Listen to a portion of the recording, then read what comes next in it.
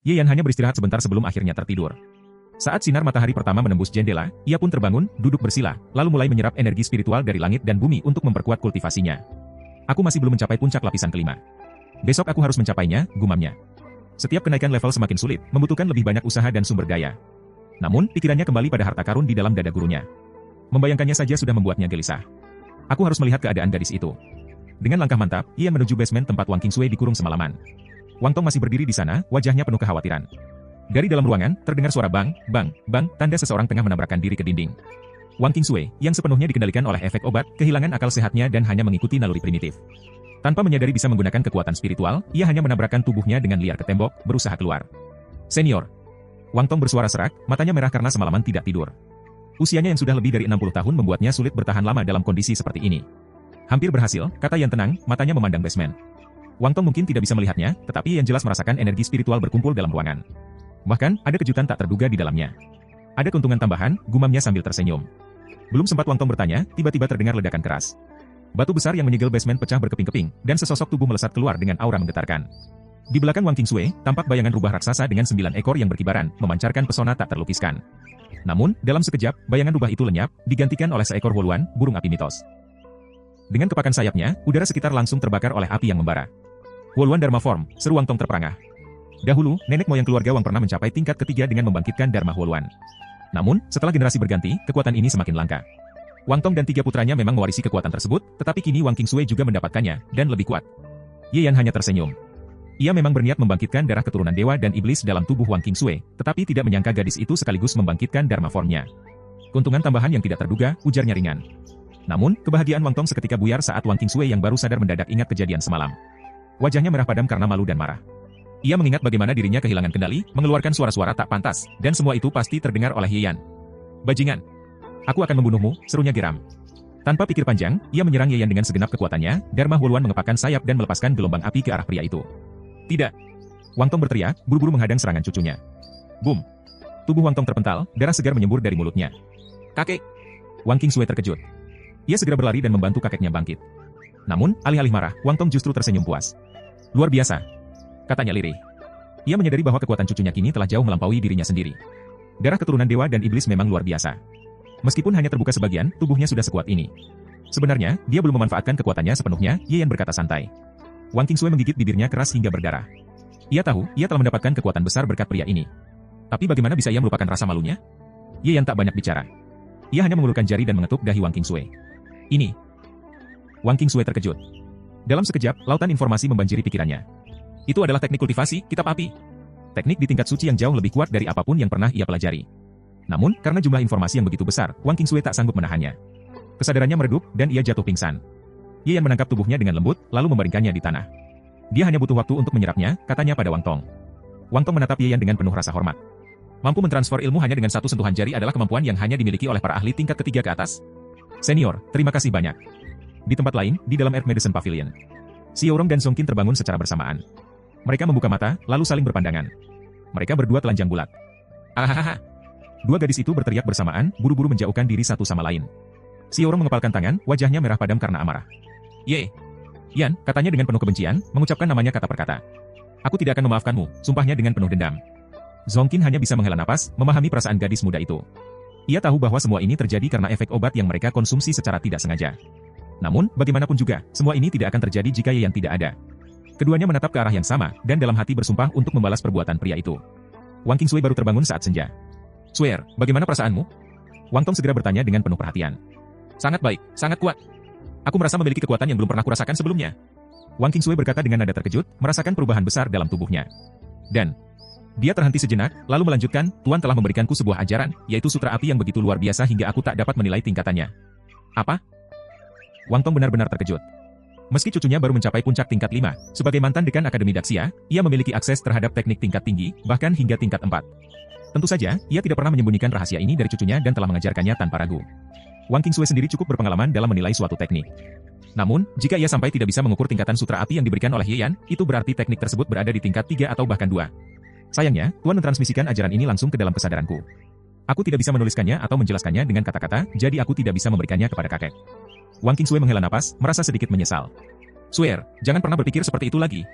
Wang Tong berkata dengan nada serius. Senior adalah sosok yang luar biasa dan dengan murah hati memberikan teknik sehebat ini kepadamu. Bagaimana mungkin kita bisa mempermainkan kepercayaannya? Ingatlah, apapun yang diberikan oleh senior, simpan baik-baik dalam hatimu. Jangan pernah mengajarkan kepada siapapun, bahkan satu jurus atau satu kata pun. Teknik di tingkat ini bisa membuat seluruh dunia bela diri Daxia terguncang. Jika sampai bocor, pasti akan menimbulkan kekacauan besar.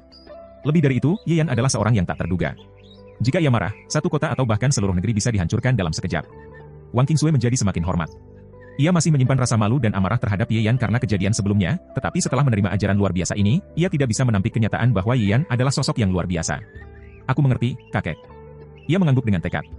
Namun, ada beberapa bagian dari sutra api yang masih sulit kupahami. Aku ingin bertanya langsung kepada Tuan. Pergilah, kata Wang Tong dengan puas. Ia melihat perubahan sikap cucunya dengan senang hati. Bisa berada di bawah bimbingan seseorang sekuat Ye Yan, masa depan Wang Qingsui pasti akan cerah dan mungkin tak lagi terbatas dalam lingkup Daxia saja. Ketika Wang Qingsui menemukan Ye Yan, ia melihatnya sedang meminum pil juling seperti makan permen. Gadis itu pun tertegun. Pil juling bisa dimakan seperti itu? Ada apa? Ye Yan bertanya tanpa menoleh. Wang Qingsui segera menjelaskan maksud kedatangannya. Tuan, aku masih memiliki beberapa pertanyaan tentang sutra api. Mohon bimbingan Anda. Kau bisa memanggilku Tuan Muda Yan saja. Ye Yan berkata santai. Tanyakanlah. Percakapan mereka pun mengalir dengan lancar. Wang Qingsui bertanya, dan Ye Yan menjawab dengan penjelasan yang mendalam. Malam semakin larut, tetapi semangat gadis itu justru semakin membara. Setiap kata yang keluar dari mulut Ye Yan bagaikan pencerahan yang tak ternilai. Meskipun ada beberapa hal yang belum sepenuhnya ia pahami, ia tahu bahwa dengan waktu dan latihan, ia bisa menguasainya. Tanpa disadari, rasa hormatnya terhadap Ye Yan semakin dalam. Ia menatap wajah pemuda itu dengan perasaan yang sulit dijelaskan. Grandpa bilang dia adalah senior yang telah hidup ratusan tahun dan kembali muda, tapi aku tidak percaya itu. Ia mengingat Chang Yu, bagaimana wanita itu ingin menjadikannya menantu, menunjukkan perhatian layaknya seorang ibu terhadap calon menantunya. Perasaan itu terlalu nyata untuk sekadar pura-pura. Selain itu, ada intuisi dalam dirinya. Dia masih muda. Mungkin dia mendapatkan keberuntungan besar. Atau mungkin dia adalah reinkarnasi dari seorang tokoh hebat? Memandang Ye Yan dari dekat, Wang Qingsui menyadari ada sesuatu yang unik darinya. Ye Yan memang tampan, tetapi bukan itu yang membuatnya istimewa. Ada aura yang tidak bisa dijelaskan dengan kata-kata. Semakin dekat, semakin kuat daya tariknya. Tiba-tiba, tanpa sadar, kata-kata itu meluncur dari bibirnya. Kau begitu indah. HM? Ye Yan menoleh, menatapnya dengan heran. Seketika, Wang Qingsui sadar akan apa yang baru saja dikatakannya. Wajahnya memerah seketika. Ia buru-buru menutupi wajahnya dengan tangan, malu bukan kepalang. Melihat reaksi gadis itu, sejenak Ye Yan teringat akan seseorang. Yan Qingcheng. Dulu, ia mengangkat seorang anak yatim piatu dan mengajarinya segala hal. Ketika gadis itu tumbuh dewasa, ia berhenti memanggilnya, guru. Saat Ye Yan bertanya mengapa, Yan Qingcheng menjawab dengan lirih, karena aku mencintaimu, dan aku tidak bisa menjadi muridmu lagi. Saat itu, Ye Yan hanya peduli pada pencarian Dao. Namun, perlahan-lahan, gadis itu meluluhkan hatinya, dan mereka menjadi pasangan. Hingga akhirnya, sebilah pedang menembus dadanya. Saat itu, ia baru menyadari bahwa ambisi wanita itu jauh lebih besar. Ia tidak puas dengan dunia ini dan ingin memasuki dunia para dewa. Kalau ada seorang kaisar di sana, maka aku akan menjadi maharaninya. Mengusap dadanya, Ye Yan tersenyum tipis. Bisa jadi kau sudah mewujudkan impianmu, tapi jika aku masuk ke alam dewa, aku akan menjadi kaisar dari para kaisar, dan pedang yang kau tusukkan padaku akan kukembalikan kepadamu. Tuan Muda Yan. Wang Qingsui memanggilnya, melihat wajah Ye Yan berubah menjadi sendu. Ia bisa merasakan ada seorang wanita dalam pikirannya. Apakah dia memikirkan wanita lain? Entah mengapa, hatinya terasa tidak nyaman. Ye Yan menepis pikirannya dan kembali fokus. Baiklah, aku akan mengajarimu lebih banyak lagi. Ia melanjutkan bimbingannya, mengajarkan Wang Qingsui tentang kemampuan bawaan klan rubah ekor 9, rayuan, penjinakan, dan pengorbanan ekor. Rayuan, membuat target tenggelam dalam nafsu dan kehilangan akal sehatnya. Penjinakan, memastikan musuh tidak bisa menyerangmu. Pengorbanan ekor, menukar ekor dengan nyawa. Darahmu masih lemah, jadi saat ini kau hanya bisa menggunakan rayuan. Latihlah kemampuan ini baik-baik, karena meskipun tidak langsung mematikan, efeknya bisa sangat berguna dalam pertempuran. Selain itu, darah para dewa dan iblis membuat tubuhmu lebih kuat. Mulai sekarang, gaya bertarungmu juga harus berubah. Ye Yan menyimpulkan, sementara Wang Qingsui mendengarkan dengan penuh perhatian. Ia tahu, sejak saat ini, hidupnya akan berubah selamanya. Bang!